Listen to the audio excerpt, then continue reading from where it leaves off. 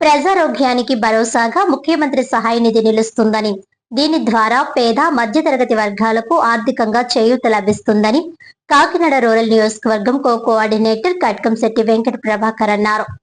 శనివారం ఆయన కార్యాలయంలో నియోజకవర్గంలోని 3 లబ్ధిదారులకు సీఎం సహాయ నిధి చెక్కులను అందజేశారు. ఈ సందర్భంగా ఆయన మాట్లాడుతూ, గత వైసీపీ హయాంలో సీఎం సహాయ నిధి పేదలకు అందని ద్రాక్షలా ఉండేదని అన్నారు. కానీ కూటమి ప్రభుత్వం అధికారంలోకి వచ్చిన అనంతరం అర్హులైన ప్రతి ఒక్కరికి సీఎం రిలీఫ్ ఫండ్ అందజేయడం జరుగుతుందన్నారు. అటు ఎన్టీఆర్ ఆరోగ్య సేవతో పాటు ఇన్సూరెన్స్ కవర్ కాని రోగులకు కూడా ఈ సహాయ నిధి తోడ్పాటుగా నిలుస్తోందని తెలిపారు. ఈ కార్యక్రమంలో రాష్ట్ర గౌడ కార్పొరేషన్ డైరెక్టర్ మట్టా ప్రకాష్ గౌడ్, రాష్ట్ర Mala corporation director Kollabhaktula Apparao, Telugu Desam party organising secretary Ramdev Seetaiah Dora, Telugu Desam party అధికార ప్రతినిధి కౌజు నెహ్రూ, గుబ్బల భాస్కర్ రావు, చెల్లుపైన సూర్యప్రకాష్ రావు, కాకరపల్లి చలపతిరావు, కంచుమర్తి లావణ్య, గుడాల లోవరాజు, గీసాల శ్రీనివాస్, పొదరపు ఉమ, పిల్లి వీరభద్రరావు, సవరపు సత్తిబాబు, మార్కండేయులు, వేగుళ్ల రామకృష్ణ, మందరపు చిట్టిబాబు, తెలుగుదేశం నాయకులు తదితరులు పాల్గొన్నారు.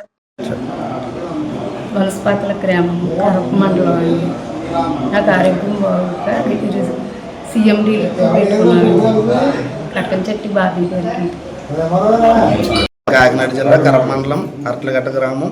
మా అమ్మగారికి ఆరోగ్య పరిస్థితి బాగోపోవడం వల్ల ఎమర్జెన్సీగా హాస్పిటల్లో జాయిన్ చేయడం జరిగింది. దానికి సీఎం రిలీఫ్ ఫండ్ పెడితే నారా చంద్రబాబు నాయుడు గారు, కనకశెట్టి బాబీ గారు చొరవ వల్ల తొందరగా చెక్ రావడం జరిగింది. మాకు చెక్ వచ్చినందుకు చాలా కనకశెట్టి బాబీ గారికి, చంద్రబాబు నాయుడుకి చాలా ధన్యవాదాలు.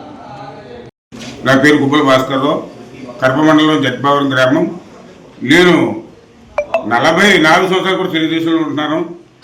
దానికి నిదర్శనంగా మేము కటంశెట్టి బాబీ గారు ప్రజా దర్బార్ నిర్వహించారు. ఆ దర్బార్లో మా 3వ మనవరాలైనటువంటి ఈ అమ్మాయికి చెవుపోకల వల్ల వైజాగ్లో ఆపరేషన్ చేయించాం. దానికి ఒక 80,000 దాకా అయింది.